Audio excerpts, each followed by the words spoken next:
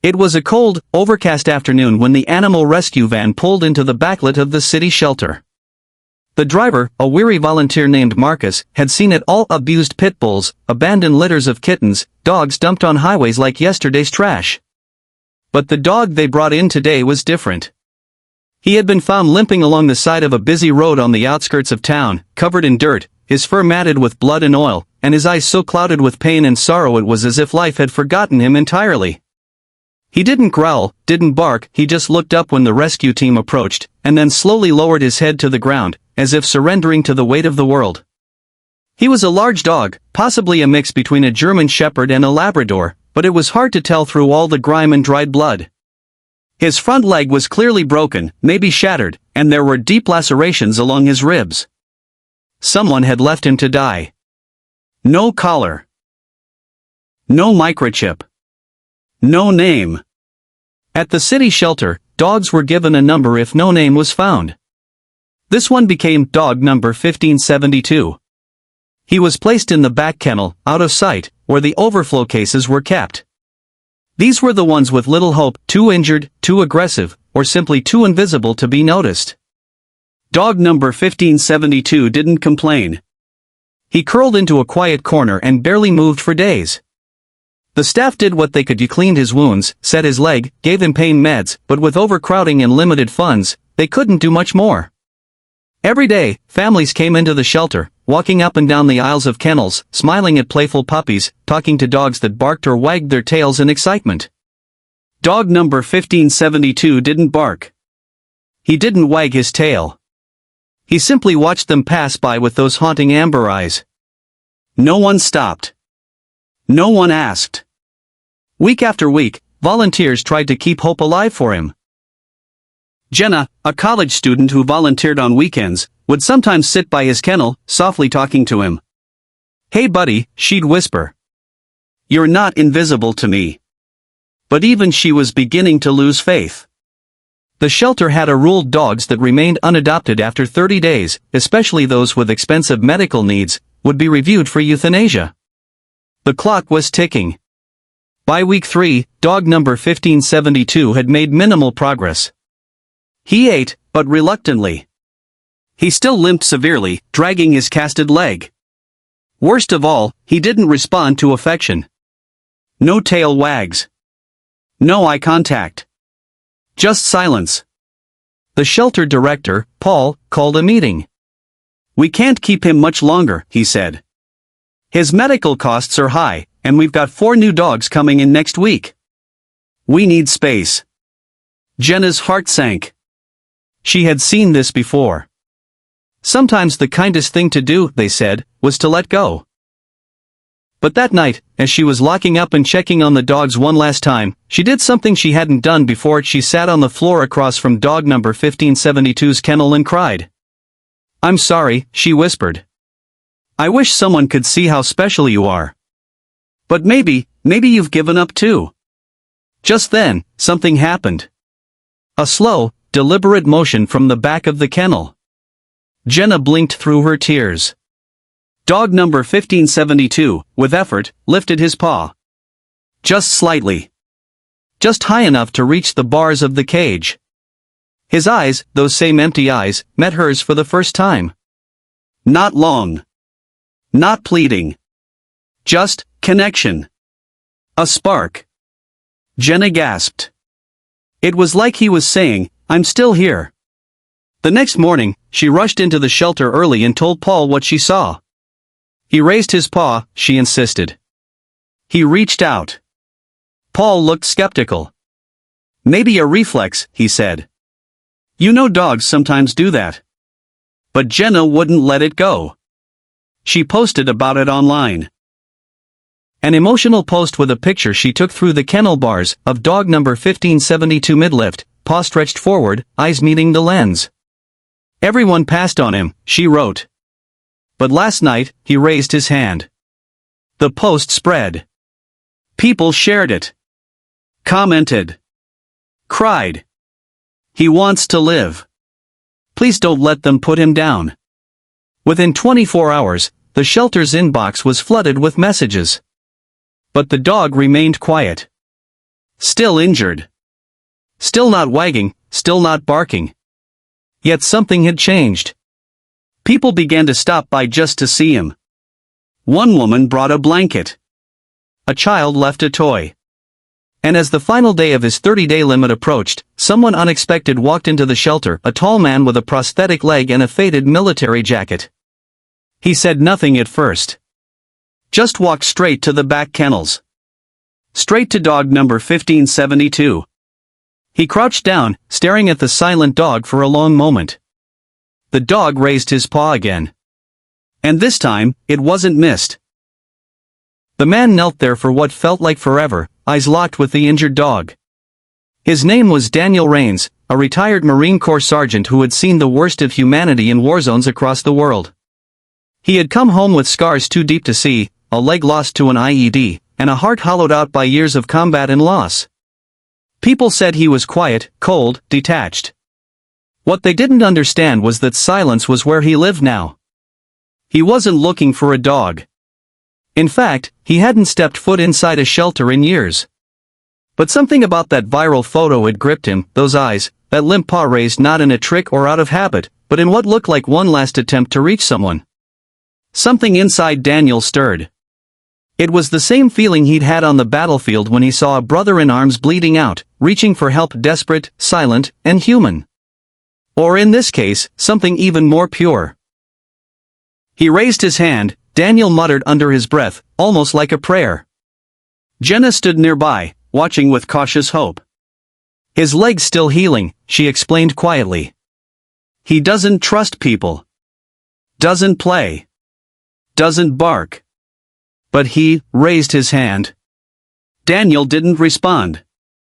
Instead, he unzipped his worn jacket and pulled out a small pouch of dried meat treats. The moment he held one out through the kennel bars, dog number 1572 inched forward, hesitantly, painfully. He sniffed it, paused, then slowly took it from Daniel's hand.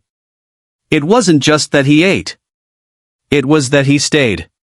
He didn't retreat back into the shadows like before. He sat, resting his weight on his good side, and watched the man closely. "What's his name?" Daniel asked finally. Jenna hesitated. "He doesn't have one. We just call him 1572. Daniel's brow furrowed. He looked back at the dog. "That's not a name," he said. "That's a number. Like a prisoner." The dog tilted his head slightly, as if he agreed. Daniel stood. "He's coming with me." Jenna blinked. "Wait, are you sure? He's still healing. He might never fully recover. And we don't know his past." "I know enough," Daniel interrupted, looking back over his shoulder. "He hasn't given up. That's all I need." Paperwork was rushed. Jenna helped gather the dog's medical file, a few days' worth of antibiotics, and a cast adjustment schedule. As Daniel signed the forms, she asked, "What are you going to call him?" He paused for a moment, then looked down at the dog, who now sat quietly beside him. "Justice," he said. "His name is Justice." The ride home was quiet. Justice didn't whine or fidget. He just laid down across the back seat of Daniel's old Jeep, occasionally glancing out the window. When they arrived at Daniel's modest cabin on the outskirts of town, Justice didn't hesitate. He stepped out of the car slowly, limping, but upright. Daniel opened the front door, and the dog walked in like he belonged there. Like he finally understood he had a place. That first night was hard. Justice paced a lot.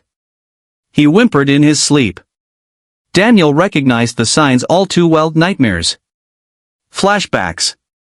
Trauma. It didn't matter that Justice had 4 legs and fur. Pain was pain. Daniel knew it. Lived it. And for the first time in years, he didn't feel alone in it. Over the next few days, the two formed a quiet rhythm.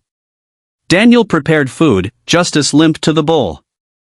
They sat on the porch together in the evenings, neither speaking, both watching the sun set behind the trees. Daniel set up a small bed for Justice in the living room, but often woke to find him lying beside the couch, close enough to feel safe. The healing wasn't just physical. Daniel began to speak again, not to people, but to Justice. It started small. You hungry? You tired? But over time, it became more. He shared stories from the war. The friends he lost. The memories that haunted him. And Justice listened. Always listened.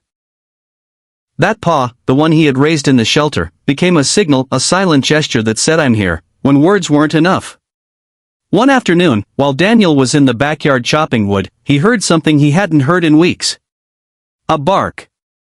Sharp. Alert. He dropped the axe and rushed toward the house. There on the porch stood Justice, tail stiff, eyes locked on something beyond the trees. A figure stood at the edge of the woods, a man in a black hoodie, watching the cabin. When Daniel shouted, the man disappeared into the trees. Justice growled softly, his body tense, guarding the door. Daniel narrowed his eyes. You saw him before I did, he whispered. Good boy. Something was coming. Daniel could feel it. And somehow, he knew Justice wasn't just here to be saved. He was here for a reason. The sight of the man lurking at the edge of the woods unsettled Daniel more than he admitted, even to himself.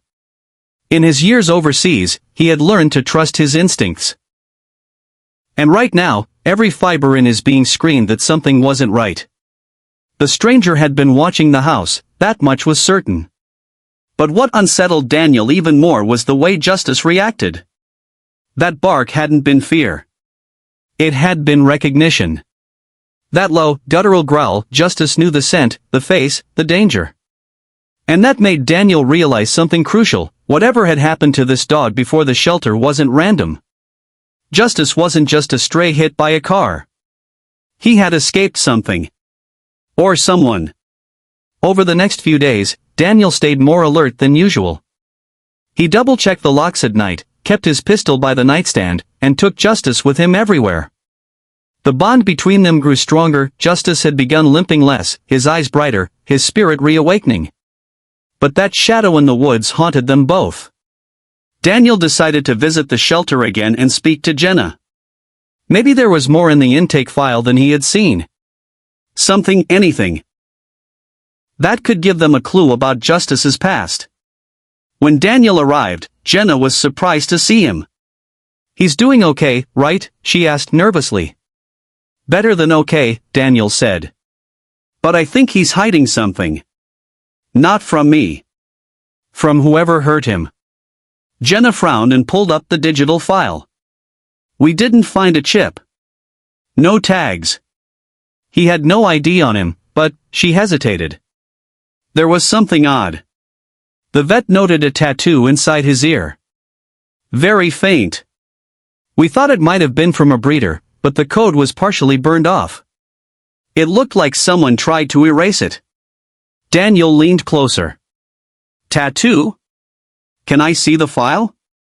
She pulled up a zoomed-in photo, barely legible, but it was there.